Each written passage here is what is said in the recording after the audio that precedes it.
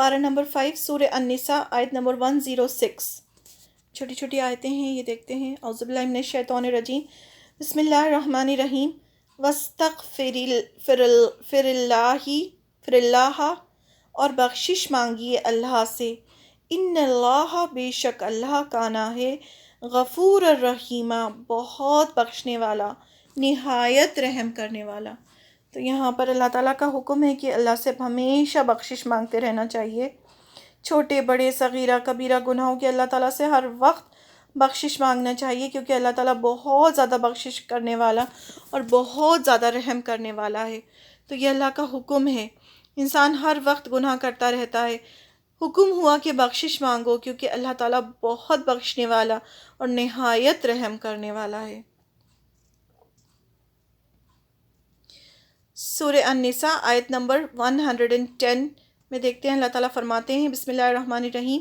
ومن اور جو کوئی یعمل عمل کرے سوءن برا، جو بھی برے کام کرے، او یا یظلم وہ ظلم کرے نفسہ اپنی جان پر.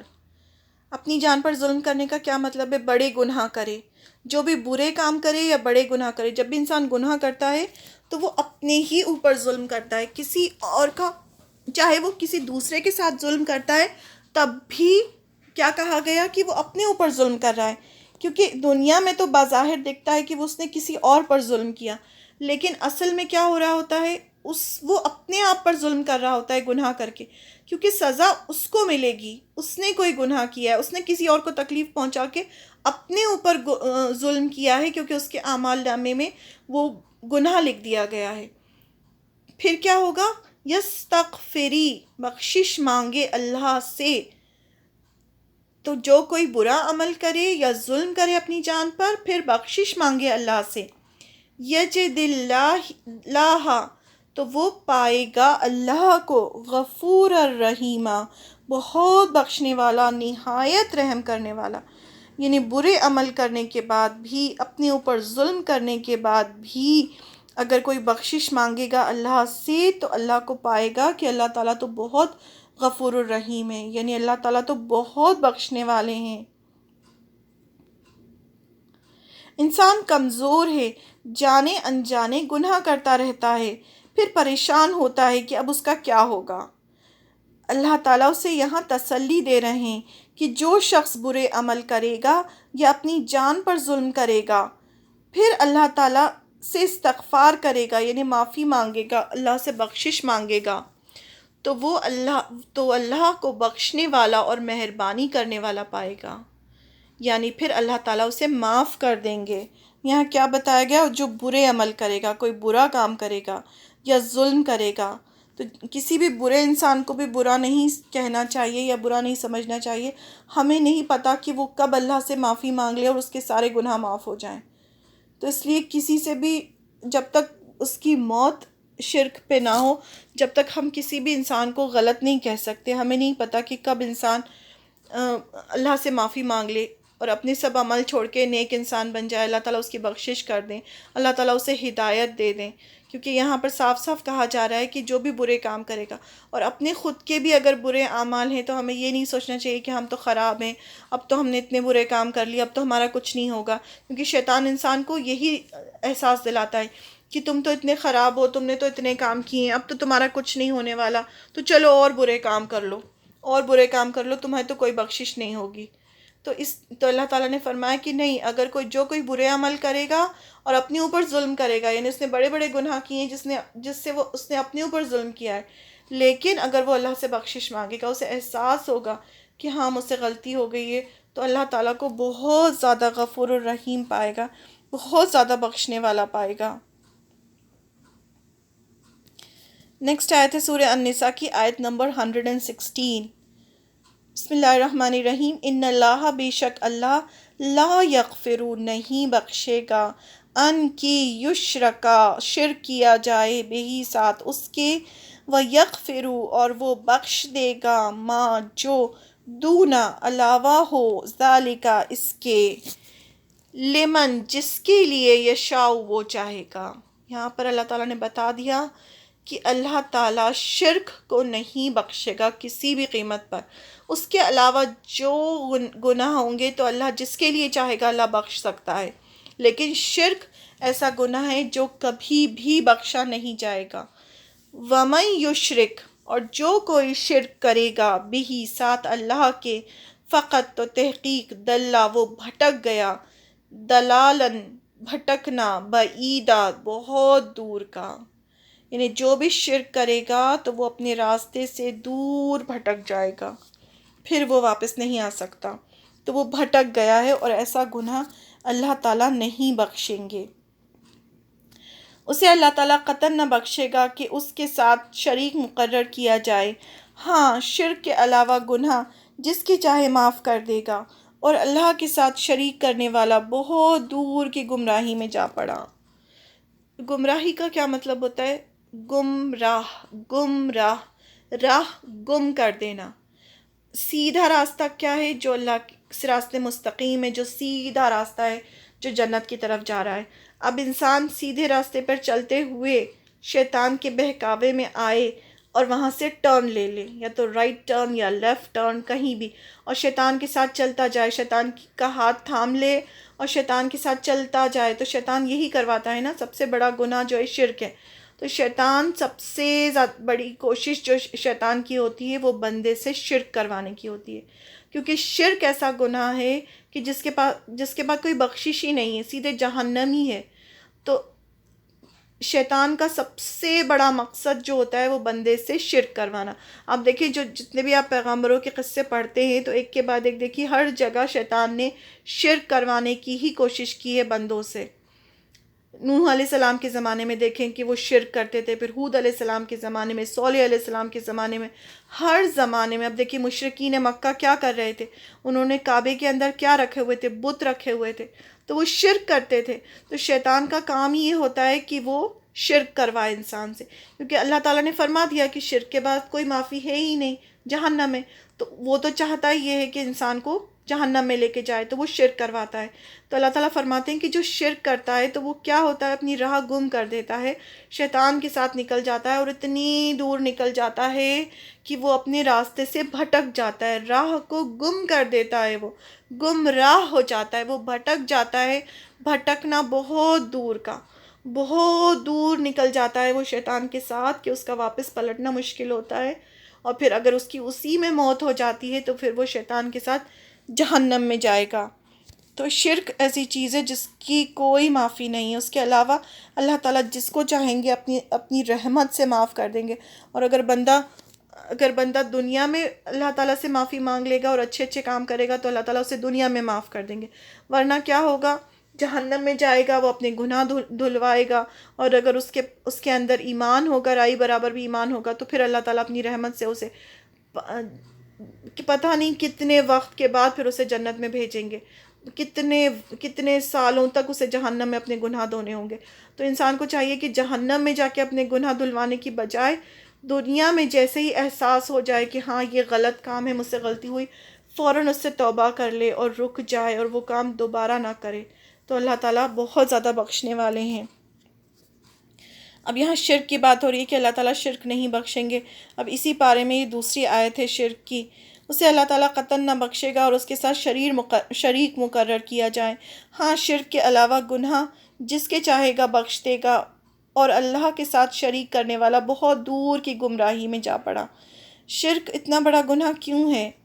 کیونکہ ہر چیز ہمیں اللہ تعالیٰ دے رہے ہیں، ہمیں اللہ تعالیٰ نے پیدا کیا، اللہ تعالیٰ نے زمین اور آسمان بنایا، ہر انسان کی جتنی بھی ضرورت کی چیزیں ہیں وہ سب اللہ تعالیٰ دے رہے ہیں، اور ہم اللہ تعالیٰ کی عبادت نہ کریں، اللہ کی بندگی نہ کریں، اور شیطان کی بات مانیں، شیطان کے راستے پر چلیں، شیطان کا ہاتھ تھام لیں، اور جہاں شیطان ہمیں لے جائے وہاں جائیں، اور اللہ کی بات نہیں سنیں، رسول کی بات نہیں سنیں، تو پھر اللہ تعالیٰ کو تو اچھا نہیں لگے گا نا کہ یہ میری بات نہ سن کے کسی اور کی عبادت کرتا ہے۔ عبادت کا مطلب صرف یہ نہیں ہے کہ آپ کسی کے سامنے سر جھکائیں یا جا کے آپ مندر میں کھڑے ہو جائیں یا پوجا کریں، وہ عبادت نہیں ہوتی ہے۔ عبادت یہ ہوتی ہے کہ کس کی بات آپ مان رہے ہیں، کس کے راستے پر چل رہے ہیں۔ اگر انسان جو بدترین معبود جس کی عبادت کی جاتی ہے وہ انسان خود ہوتا ہے، اس کا کیا مطلب ہے کہ بدترین معبود انسان خود ہوتا ہے، یعنی انسان اپنے آپ کو خدا بنا لیتا ہے اور پھر وہ اپنی مرضی کرتا ہے، یعنی اللہ کی مرضی کو چھوڑ کے وہ اپنی مرضی کر رہا ہوتا ہے، تو وہ بھی شرک ہوتا ہے کہ اب اللہ تعالیٰ نے حکم دیا ہے کہ یہ کام کرو اور ہم کہیں کہ نہیں ہم تو یہ کام نہیں کریں گے، یہ کام کریں گے، تو یہ بھی شرک میں ہو جاتا ہے۔ کہ صرف شرک کا مطلب یہ نہیں کہ آپ جا کے قبر پہ جا کے سجدہ کر رہے ہیں یا کسی کے آگے جھک رہے ہیں، تو وہ شرک ہے۔ شرک ہر رسول، اللہ کی رسول اور اللہ کی اور رسول کی نافرمانی کا کام جو اللہ کی عبادت سے آپ کو دور کرے، جو اللہ کے مقابلے میں کسی اور چیز کو کھڑا کر دے۔ اور آپ بندگی کا کیا مطلب ہوتا ہے؟ بندگی کا مطلب ہوتا ہے اپنے آپ کو سرنڈر کر دینا، سرنڈر کر دینا اور پھر جو وہ کہے اس کی بات ماننا، یہ ہوتی ہے بندگی۔ تو آپ اللہ کی بندگی نہ کر کے آپ خود اپنی بندگی کر رہے ہیں، آپ اپنی بات مان رہے ہیں، تو وہ بھی شرک ہوتا ہے۔ اس طرح سے ریاکاری کرنا، اللہ کے لیے آپ کو عبادت کرنی ہے لیکن آپ دوسروں کو دکھانے کے لیے کر رہے ہیں، تو وہ بھی شرک اصغر میں آتا ہے۔ تو یہ بہت ساری شرک کی بہت ساری کیٹیگریز ہیں، تو یہ سب جاننا پڑھنا بہت زیادہ ضروری ہے تاکہ ہم اس گناہ سے بچ سکیں، کیونکہ یہ ایسا گناہ ہے کہ انسان کو پتہ ہی نہیں چلتا۔ انسان کو لگتا ہے کہ ارے اگر ہم اس طرح سے کریں گے، کسی کے سامنے جھکیں گے یا کسی کی، تو وہ شرک ہوگا، تو وہ شرک نہیں، اس کے علاوہ بھی کئی قسم ہے شرک کی، تو وہ سب ہمیں جاننا ضروری ہے کیونکہ یہ ایسا گناہ ہے کہ اس کی کوئی معافی نہیں ہے، اور اگر شرک پر موت ہو گئی تو پھر اس کے لیے ہمیشہ کی جہنم میں اللہ کی مغفرت بھی نہیں ہے۔ کبیرہ گناہ میں سب سے بڑا گناہ شرک ہے۔ حضرت عبداللہ بن عباس رضی اللہ عنہ سے روایت ہے کہ میں نے رسول اللہ صلی اللہ علیہ وسلم سے پوچھا، اللہ کے نزدیک کون سا گناہ سب سے بڑا ہے؟ آپ صلی اللہ علیہ وسلم نے ارشاد فرمایا کہ تو اللہ کے ساتھ شرک کرے حالانکہ اس نے تجھے پیدا کیا ہے۔ حضرت عبداللہ رضی اللہ عنہ کہتے ہیں کہ میں نے عرض کیا، ہاں واقعی یہ تو بہت بڑا گناہ ہے۔ پھر میں نے عرض کیا، شرک کے بعد کون سا بڑا گناہ ہے؟ آپ صلی اللہ علیہ وسلم نے فرمایا، پھر یہ کہ تو اپنی اولاد کو اس ڈر سے قتل کرے کہ وہ تیرے ساتھ کھائے گی، یعنی اس کے بعد یہ سب سے بڑا گناہ ہے۔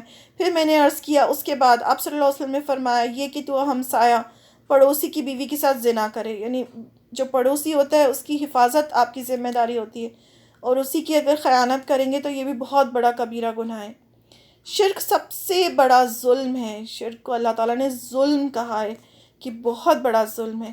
حضرت عبداللہ بن مسعود رضی اللہ عنہ کہتے ہیں کہ جب سورہ انعام کی یہ آیت نازل ہوئی، الذین آمنوا ولم یلبسوا ایمانہم بظلم، یعنی وہ لوگ جو ایمان لائے اور اپنے ایمان کے ساتھ ظلم کو الگ نہیں کیا، یہ نازل ہوئی تو صحابہ اکرام رضی اللہ ان پر بہت گرہ گزری، یعنی وہ بہت ڈر گئے۔ انہوں نے کہا ہم میں سے تو کون ہے، یعنی اللہ تعالیٰ نے کہا کہ جو لوگ ایمان لائے لیکن اگر وہ ظلم کریں گے تو ان کو سزا ملے گی، تو صحابہ اکرام بہت ڈر گئے کہ ہم میں سے کون ایسا ہے جو ظلم نہیں کرتا، یعنی ہم میں سے ہر ایک تو گناہ کرتا ہے۔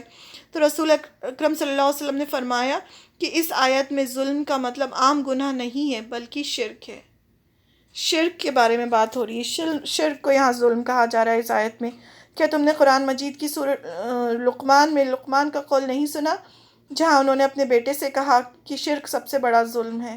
تو یہاں پر ظلم جو ہے وہ آپ صلی اللہ علیہ وسلم نے کلیئر کیا کہ جو ظلم ہے یہ شرک کی بات ہو رہی ہے کہ شرک کو نہیں بخشے گا اللہ تعالیٰ۔ شرک اللہ تعالیٰ کو سب سے زیادہ تکلیف دینے والا گناہ ہے۔